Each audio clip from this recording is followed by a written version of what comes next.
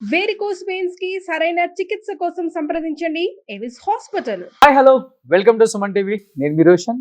So present నాతో పాటు ఉన్నారు ఫైర్ బ్రాండ్ రోజా గారు. సో రోజా గారు నమస్తే. సో శ్రీలత రెడ్డి అంతేనా పిలుస్తుంటారు ఇప్పటికి కూడా? ఎవరన్నా శ్రీలత అని, లత ఇంట్లో అని? అందరు, ఇంట్లో ఫ్యామిలీ మెంబర్స్, రిలేటివ్స్, ఫ్రెండ్స్ నాతో చదువుకున్న వాళ్ళు లత అనే పిలుస్తారు. ఓ సో సో పాత పేరు అలానే కంటిన్యూ అవుతూనే ఉంది. అవును, సో ఇక్కడికి అది వచ్చేసరికి చెప్పినప్పుడే ఫాస్ట్ గా తిరిగి చూస్తాను. సో రోజా అంటే ఫాస్ట్ రోజా కన్నా లతానే ఫాస్ట్ గా తిరుగుతాను. ఓకే.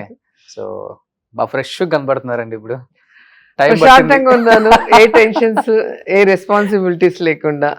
సో నా గురించి ఆలోచించుకునే సమయం ఇచ్చాడు భగవంతుడు. అంతేనా? సో నా గురించి, నా పిల్లల గురించి, నా భర్త గురించి, ఇంటి గురించి ఇప్పుడు ఫుల్ టైం ఆలోచిస్తున్నా. అంతకుముందు ఎప్పుడు పరుగులు పరుగులు పరుగులు పరుగులు ప్రజాసేవలో. సో ఎప్పుడు ఉండే కొట్లాట ఇంటర్వ్యూస్, కొట్లాట కౌంటర్సే కాబట్టి కొంచెం ప్రశాంతంగా మా పాత శ్రీలత రెడ్డిని, మా పాత రోజాని ఒక్కసారి ఆడియన్స్ కి చూపిద్దామని ఒక చిన్న ప్రయత్నం ఈ రోజు. సో నాకు తెలిసి తెలుగులో రాజేంద్ర ప్రసాద్ గారితో ప్రేమ తపస్సు అండ్ చంబరతి 1992 గారి డైరెక్షన్ లో చామంతి ఒకేసారి. సో ఆల్మోస్ట్ 32 years అయిపోయింది ఇండస్ట్రీకి వచ్చి. 34 years కొన్ని వందల సినిమాలు. అండ్ ఈ హీరో ఆ హీరో అని తేడా లేకుండా ప్రతి హీరోతో కూడా. సో కలర్ అనేది ఇంపార్టెంట్ కాదు, మీ ఎక్స్ప్రెషన్స్ తోనే ఇండస్ట్రీని ఇలా ఏలేశారు. యాక్చువల్ గా స్క్రీన్ కి మా కలరే బాగుంటుంది. తెల్లగా ఉన్న వాళ్ళకైనా కూడా డస్కీ స్క్రీన్ ఉన్న వాళ్ళే బాగుంటారు. మీరు ఏ హీరోయిన్ అయినా చూడండి, అవును, డస్కీ స్కిన్ ఉన్న వాళ్ళకి మేకప్ వేసినప్పుడు ఆ ఫీచర్స్ బాగా కనిపిస్తుంది, ఎక్స్ప్రెషన్స్ బాగా కనిపిస్తుంది. అవును. సో ఎలా అనిపిస్తుంది 34 years అలా రూల్ చేసుకుంటూ వచ్చారు ఇండస్ట్రీ? అప్పుడే 34 years అయిందా అనిపించింది నాకైతే. చాలా ఫాస్ట్ గా అయిపోయినట్టు అనిపించింది. మొన్ననే ఇండస్ట్రీకి వచ్చినట్టు అనిపిస్తుంది. కానీ అప్పుడే పెళ్ళై పిల్లలు కూడా పెద్దవాళ్ళు అయిపోయి మళ్ళీ పాలిటిక్స్ లో కూడా ఒక మినిస్టర్ స్థాయికి నేను వచ్చాను అంటే అంతా ఒక కళలాగా అలా అయిపోయింది. కళలాగా అలలాగా అలా తేలిపోయింది. హ్యాపీగా. సో కోపం వచ్చినా అలానే చూపిస్తారు, ప్రేమ ఉన్నా అలానే చూపిస్తారు రోజా గారు. సో మనసులో ఏం పెట్టుకోను కాబట్టి అలా అన్ని బయటికి వచ్చేస్తూ ఉంటాయి. అసలు ఏది పెట్టుకోరు. కోపం వచ్చిన 5 నిమిషాలే, అంతకన్నా పెద్దగా ఎవరి మీద కక్ష పెట్టుకునేంత కోపం ఎవరి మీద రాదు. నిజంగా నాకెవరైనా చెడ్డ చేసినా, నాకు చెడు చేయాలన్న ఆలోచన చేసినా వాళ్ళకి దూరంగా ఉంటాను, వాళ్ళ గురించి మాట్లాడను, ఆలోచించను. అదే నా సీక్రెట్. గ్రేట్. అది భగవంతుడు చూసుకుంటాడు. ఎందుకంటే నేను ఎవరికి చెడ్డ చేయను, నాకు తెలిసి నా కాన్షియస్ లో నేను ఎవరికి చెడ్డ చేయను, నా వల్ల అయినంత హెల్ప్ చేస్తాను, భగవంతుడు నమ్ముకున్నాను. సో నాకు ఎవరైనా ఏమన్నా చేయాలంటే ఆయన చూసుకుంటారులే అని చెప్పి నా పని నేను చూసుకుంటాను. ఓకే. సో గూగుల్లో రోజా అని కొట్టగానే పక్కనే ఫైర్ బ్రాండ్ అని వస్తుంది. అలా అని గూగుల్ కూడా తీసేసుకుంది అలాగా. దానివల్ల మంచి జరిగింది, దానివల్ల చెడు కూడా జరిగింది. ఇప్పుడు కొంచెం ప్రశాంతంగా ఖాళీగా ఉన్నారు కాబట్టి ఎప్పుడైనా దాని గురించి నిజంగా ఫైర్ బ్రాండ్ అనే ఇమేజ్ లేకపోతే ఒక విమెన్ సక్సెస్ అవటం చాలా కష్టం. అది ఫిల్మ్ ఇండస్ట్రీ అండ్ పొలిటికల్స్ లో రెండు మేల్ డామినేటెడ్ ప్రొఫెషన్స్. సో ఇటు సినిమాలో కానీ అటు పాలిటిక్స్ లో ఈ రెండు ప్రొఫెషన్స్ లో ఒక మహిళ ఎటువంటి సపోర్ట్ లేకుండా, సినిమా ఫీల్డ్ లో ఒక టాప్ మోస్ట్ వాళ్ళ సపోర్ట్ కానీ పాలిటిక్స్ లో టాప్ మోస్ట్ గాడ్ ఫాదర్స్ అంటారు కదా, అలా ఎవరూ లేకుండా నా కష్టార్జితంతో, నా వాయిస్ తో, నా ఫేస్ వాల్యూతో రావాలి అంటే అది ఎంత కష్టం ఒకసారి ఆలోచించుకోండి. అవును. సో ఫైర్ బ్రాండ్ అనే ఇమేజ్ ప్రతి అమ్మాయికి అవసరం. ఓకే. కానీ బేసిక్ గా మీకే తెలుసు, మీకు నా గురించి బాగా తెలుసు. సో నేను పరిచయం ఉన్న వాళ్ళందరికీ తెలుసు నేను ఎంత ఎమోషనల్, ఎంత అఫెక్షనేట్, ఎంత సాఫ్ట్ క్యారెక్టర్ అని. ఓన్లీ పాలిటిక్స్ లో కొన్ని ఇష్యూస్ జరుగుతున్నప్పుడు రియాక్ట్ అవటం న్యాచురల్ గా. ఇప్పుడు మనకి దెబ్బ తగలగానే అమ్మా అంటాము, అది మనం ప్రీ ప్లాన్డ్ కాదు, స్క్రిప్ట్ కాదు. అలాగే ఎవడన్నా అంటే రే అంటాం, కోపం వస్తుంది. సో అది కూడా ప్రీ ప్లాన్డ్ కాదు, అది ఇన్స్టెంట్ గా వచ్చేది. బట్ సో నా ఎమోషన్స్ అన్ని కూడా ఇన్స్టెంట్ గా, హ్యాపీనెస్ అయినా కోపం అయినా అప్పటికప్పుడే. ఓకే. బట్ ఇండస్ట్రీలో రోజా గారు అంటే అందరికి తెలిసిన విషయమే. రమ్య గారికి కానీ, రాధిక గారు కానీ, మీనా గారు, ఖుష్బు గారు, వీళ్ళందరూ అసలుకి ఈ రోజా మా రోజానా అనుకునే స్థాయికి మీరు వచ్చారు అంటే అంటే మాటల పరంగా కావచ్చు, అంటే నన్ను చాలా రమ్య చాలా సార్లు అడిగింది, ఇండస్ట్రీలో ఎప్పుడు సైలెంట్ గా నవ్వుకుంటూ ఉంటావు, వాళ్ళందరూ యాక్టివ్ గా ఉంటారు, నేను వాళ్ళు వేసే జోకులకి నవ్వుతూ ఉంటాను, పడి పడి నవ్వుతూ ఉంటాను తప్ప ఎప్పుడు పెద్ద ఎక్కువగా మాట్లాడింది ఉండేది కాదు. ఇప్పుడు ఎలా మాట్లాడుతున్నావు అంతమంది ముందర, మైక్ ముందర, మాకైతే కాళ్ళు వణుకుతాయి, నువ్వు ఎలా మాట్లాడుతున్నావు, నాకు ఇప్పటికీ ఆశ్చర్యంగా ఉంటుంది, మా రోజా నేనా అని చెప్పి చాలా సార్లు అనింది. ఓకే, అంత పెద్ద చేంజ్ కి ఎవరు ఇన్స్పిరేషన్, ఎవరు రాజకీయాలలో? అంటే నాకు యాక్చువల్ గా నేను పాలిటిక్స్ లోకి వచ్చినప్పుడు జయలలిత గారు అంటే నాకు చాలా ఇష్టం. Okay, so bold lady and fire brand. So ఆమె అంతే, తల్లి మనసు ఉన్నా కొన్ని విషయాల్లో చాలా కఠినంగా ఉండేది. అలా ఉండాల్సి వచ్చిన పరిస్థితి ఏంటంటే తన ప్రయాణంలో, రాజకీయ ప్రయాణంలో తను ఎదుర్కొన్న ఎదురు దెబ్బలు కానీ, తన అవమానాలు కానీ, ఇవన్నీ ఫేస్ చేసినప్పుడు ఆటోమేటిక్ గా మనలో ఒక మెచ్యూరిటీ వస్తుంది, మనలో ఆ కసి పెరుగుతుంది. ఓకే, సో కొన్నిసార్లు టిట్ ఫర్ టాట్, ఇచ్చిన దాన్ని తిరిగి ఇచ్చేస్తాం. కలిసారా ఎప్పుడన్నా జయలలిత గారిని? ఎందుకు కలవలేదు? రాజకీయాల్లోకి వస్తాను అన్నప్పుడు, నా పెళ్లికి తనున్నారు కదా. అవునవును ఉన్నారు, బట్ రాజకీయాల్లోకి వస్తాను అన్నప్పుడు ఫస్ట్ నేను ఆవిడ నైవేలిలోనే ఎక్కడో ప్రచారంలో ఉన్నారు, ఆవిడ దగ్గరికి వెళ్ళి ఆవిడ దగ్గర ఆశీర్వాదం తీసుకొని, అప్పుడు ఆమె వాళ్ళ టీవీలోను ఆ పేపర్లో కూడా ఇంటర్వ్యూ ఇచ్చింది, రోజాకి సపోర్టివ్ గా నిలబడండి అని చెప్పేసి, వాళ్ళ క్యాడర్ కి, ఏఐడిఎంకే వాళ్ళకి. ఓకే, సో ఆ విధంగా నాకు సపోర్ట్ చేసింది. నాకు ఆమె ఉన్నంత వరకు నా వెనక అమ్మ ఉంది అన్న ఒక ధైర్యంతో ఉన్నా. నా జోలికి కూడా ఎవరు తమిళనాడులో వచ్చేవాళ్ళు కాదు. ఓకే, సో ఆమె పోయాక నిజంగానే మన ఇంట్లో మా మదర్ పోయినప్పుడు నేను ఎంత ఫీల్ అయ్యానో, జయలలిత గారు పోయినప్పుడు కూడా అంతే ఫీల్ అయ్యాను. సో అంత మదర్లీగా నన్ను చూసుకోవటమే కాకుండా చాలా ప్రేమగా మాట్లాడేది. సెల్వాకి చెప్పేది బాగా చూసుకోవాలి అనేది. సెల్వా అనేవాళ్ళు, ఇదేంటి అందరు నన్ను బెదిరిస్తారు, నన్ను చూసుకోమని ఎవరు చెప్పట్లేదు నీకు. సో తెలుగు వాళ్ళు పోతే తెలుగులోనే మాట్లాడతారు కదా ఎవరు, ఏ లాంగ్వేజ్ వాళ్ళు, తెలుగు అయితే తెలుగు, తమిళ్ అయితే తమిళ్, కన్నడ అయితే కన్నడ. కానీ ఆమె ఏ లాంగ్వేజ్ అనేది ఎవరికి అర్థం కాదు, అంత పర్ఫెక్ట్ గా ఏ లాంగ్వేజ్ అయినా మాట్లాడుతుంది. ఇప్పుడు నేను తమిళ్ మాట్లాడినా దాంట్లో తెలుగు వాసన ఉంటుంది. సో ఒక కన్నడ వాళ్ళు తమిళ్ మాట్లాడినా, ఇంకో వాళ్ళ మదర్ టంగ్ అనేది ఆ స్మెల్ వస్తుంది. కానీ ఈవిడ అంతా పర్ఫెక్ట్ గా మాట్లాడుతుందో, తమిళ్ అయినా తెలుగు అయినా కన్నడ అయినా చాలా అద్భుతంగా, చాలా ఇంటెలిజెంట్ లేడీ, అందుకే ఆ స్థాయికి సో రోజా గారు, మీరు లిఫ్ట్ లో నుంచి అలా నడుచుకుంటూ వస్తుంటే నాకు మళ్ళీ భైరవ దీపంలో మా రాణి కనిపించింది. విరిసింది వసంతకాలం అనే ఒక పాట. ఇప్పుడు 2 తీస్తే అలా అలా రెడీ అయిపోయారు ఏంటి, మొత్తం మామూలు చేంజ్ అయిపోయారు, మొత్తం అసలు చాలా స్లిమ్ అయిపోయారు, చాలా మళ్ళీ గ్లామర్ వచ్చేసింది.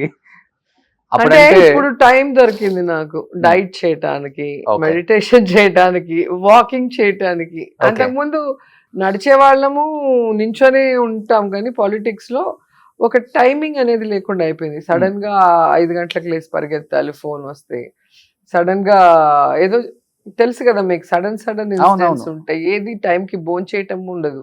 అసలు టైం కి బోన్ చేయకపోతేనే మనకి స్ట్రెస్ తో లావ్ అయిపోతాము, బుగ్గలు వచ్చి అన్ని డబుల్ చిన్ అన్ని వస్తాయి, స్ట్రెస్ వస్తాయి. ఇప్పుడు ఆ స్ట్రెస్ లేదు, ప్రశాంతంగా ఉన్నా. నన్ను ఎవరు ఏ పని అడిగే పరిస్థితి కూడా లేదు. పాపం మేడం గెలవలేదు కదా, ఇప్పుడు అడగకూడదని వాళ్ళు కూడా చాలా డీసెంట్ గా ఉన్నారు. కాబట్టి ఇప్పుడు ఎవరింటికి వచ్చినా ప్రేమగా రండి, కాఫీ తాగండి, లేదా టైంకి వస్తే టిఫిన్ భోజనం చేయమంటాం, 2 కబుర్లు చెప్పటం, నా వల్ల అయినా హెల్ప్ వాళ్ళకి ఏదైనా చేయగలిగితే చేసి పంపించడం. సో ఇప్పుడు ఎలా ఉంది సెకండ్ ఇన్నింగ్స్ అప్పుడు మొగుడు, గోలీమార్, ఇంకొకటి శంభో శంభో చేశారు కదా, ఇప్పుడు మళ్ళీ థర్డ్ ఇన్నింగ్స్ ఏమన్నా స్టార్ట్ చేస్తున్నారా రోజా గారు? స్టార్ట్ అయితే చేయలేదు, ఖచ్చితంగా స్టార్ట్ చేస్తాను, చెయ్యాలని కూడా మనస్ఫూర్తిగా కోరుకుంటున్నాను. ఎందుకంటే నేను ఈరోజు పొలిటికల్ గా ఇంత ఎదిగాను అంటే అది ఓన్లీ ప్రేక్షకుల అభిమానమే. ఎందుకంటే ఈ రోజుటికి కూడా నా ఫిలిమ్స్ కానివ్వండి, ముఖ్యంగా జబర్దస్త్, బతుకు జట్కా బండి, ఇవన్నీ కూడా జనాలకి ఇంట్లోకి వెళ్ళిపోయాను. ఒక సిస్టర్ లాగా, ఒక డాటర్ లాగా, ఒక వదిన లాగా, ఒక కూతురు లాగా అందరు నన్ను ఫీల్ అవుతారు. నన్ను ఎవరు రోజా అంటే ఎవరు అన్న ఫీలింగ్ ఉండదు. మిగతా వాళ్ళకి నాకు మీరు చూస్తే, నేను ఏ ఊరికి వెళ్ళినా కూడా, ఏ పార్టీ వాళ్ళైనా కూడా నన్ను చూడటానికి వస్తారు, ఆప్యాయంగా పలంకరిస్తారు. ఓట్ అనేది డిఫరెంట్, ఎలక్షన్ టైం. కానీ మనం ఒక ఊరికి వెళ్ళినా, లేదా ఒక గుడికి వెళ్ళినా, ఫ్లైట్లో వెళ్ళినా, ఒక పెళ్లికి వెళ్ళినా, ఏ పార్టీ వాడైనా, ఏ కులం వాడైనా, లేడీ అయినా, జెంట్ అయినా, పిల్లలైనా వచ్చి ఆప్యాయంగా పలకరించి, బాగున్నావమ్మా, నువ్వు బాగుండాలి, సో ఇది సంపాదించుకోగలిగానంటే యాక్టింగ్ వల్ల. పర్ఫార్మెన్స్ అంటే మనం నవ్వించడం వల్ల, లేదా జబర్దస్త్ ద్వారా, లేదా బతుకు జట్కా బండి ద్వారా కొన్ని ఫ్యామిలీస్ ని మనం కలపడం ద్వారా, సినిమాల్లో కొన్ని క్యారెక్టర్స్ ద్వారా వాళ్ళని మనం ఆకట్టుకోగలిగాం. సో అలాంటి ఒక గొప్ప ప్రొఫెషన్ గా నేను భావిస్తా ఎప్పుడు యాక్టింగ్. ఓకే. సో అందుకని మళ్ళీ మంచి సినిమా చేయాలనుకుంటున్నాను. వావ్. బట్ ఇప్పుడు మళ్ళీ సినిమాల్లోకి థర్డ్ ఇన్నింగ్స్ అన్నారు కాబట్టి అవును. ఎలాంటి రోల్స్ చేయాలని? ఎందుకంటే మీ రమ్య శివగామి లాగా లేకపోతే ఎలాంటి రోల్స్? నాకు నిజంగా పవర్ఫుల్ రోల్స్ ఏదైనా, ఏదో మదర్ అని చెప్పి అలా బొమ్మలాగా నించోపెట్టకుండా ఒక పవర్ఫుల్ క్యారెక్టర్స్ మనకి శివగామిలో మన రమ్య లాంటి ఒక పవర్ఫుల్ క్యారెక్టర్ అయినా, ఓకే. లేదా అత్తారింటికి దారేదిలో మన నదియా గారి లాగా ఒక స్టైలిష్ క్యారెక్టర్ అయినా, ఓకే. లేదా ఒక లాయర్ గాని, ఒక డాక్టర్ గాని, ఏదైనా ఒక సెంటర్ క్యారెక్టర్ గా చేయాలన్న ఆలోచన అయితే ఉంది. సూపర్. మంచి ఆలోచన. ఎప్పుడు అనిపించింది? ఇంట్లో వాళ్ళు ప్రస్తావన తీసుకొచ్చారా లేకపోతే బయట బయట చాలా సినిమా వాళ్ళు? మంది మీరు 2 years మాకు అందకుండా వెళ్ళిపోయారండి, ఇప్పుడైనా మళ్ళీ రండి, ఇప్పుడు టైం ఉంది కదా, రండి రండి అని ఫ్రెండ్స్, ఓకే. ఎక్కడ కనిపించిన ప్రేక్షకులు, అభిమానులు మ్. అందరూ అడుగుతున్నారు. ముఖ్యంగా నాకు పెద్ద ఫ్యాన్ నా కొడుకు. మ్. వాడు మమ్మీ మళ్ళీ యాక్ట్ చేయి మమ్మీ, ఓకే. మమ్మీ మళ్ళీ యాక్ట్ చేయి మమ్మీ అంటాడు. ఓకే నాన్న చేస్తాను అని చెప్తాడు. విజయశాంతి గారు ఇండస్ట్రీకి కంబ్యాక్ అయినప్పుడు ఎంత హ్యాపీగా ఫీల్ అయ్యారు ఫ్యాన్స్ అందరూ. సో సరిలేరు నీకెవరు టైంలో. సో మళ్ళీ రోజా గారు ఇప్పుడు సినిమాలో కనిపిస్తే వేరే నిజంగా level లో ఉంటుంది. అదొక అదృష్టం అని చెప్పొచ్చు రోషన్. అసలు మనతో మన రక్త సంబంధం కాకపోయినా, మన ఫ్యామిలీ మెంబరు, మన రిలేటివ్ కాకపోయినా, మనం ఎప్పుడూ బాగుండాలి అని కోరుకునేది అభిమాని మాత్రమే, అవును. ప్రేక్షకుడు, నిస్వార్థంగా. సో అలాంటి ఒక అదృష్టం నాకు మా అమ్మ నాన్న ఇచ్చారు. వాళ్ళు జన్మనిచ్చారు. భగవంతుడి ఆశీర్వాదంతో ఈరోజు ఆర్టిస్ట్ అవ్వగలిగాను. సో వారి కోసం ఇన్ని రోజులు పొలిటికల్ గా సర్వీస్ చేశాను. ఈ కొంచెం గ్యాప్ లో సినిమా పరంగా కూడా వాళ్ళని ఎంటర్టైన్ చేద్దాము, ఒక మంచి మెసేజ్ ఓరియంటెడ్ గా కూడా చేద్దాం అనుకుంటున్నాను. బట్ రోజా గారు, అంటే మీకు మంచి మంచి ఆలోచనలు ఉన్నాయి. ఒక ప్రొఫెషన్ లో ఒక్కొక్కసారి అప్ అండ్ డౌన్స్ ఉన్నప్పటికీ కూడా సినిమా ఇండస్ట్రీ అనేది చాలా మందిని కళామ తల్లి దగ్గరికి తీసుకుంది. అవును. అది మీరు కూడా చూసారు. చిరంజీవి గారు కంబ్యాక్ అయినప్పుడు కూడా అవును. మళ్ళీ వాల్తేరు వేరే ఎంత పెద్ద హిట్ అయిందో, ఇప్పటికి యంగ్ హీరోస్ కి ఎంత మంది ఫ్యాన్ ఫాలోయింగ్ ఉందో అంతగా డబుల్ ఉంది ఇప్పుడు ఆయనకు కూడా. బట్ అంటే ఇప్పుడు ఓడిపోయారు.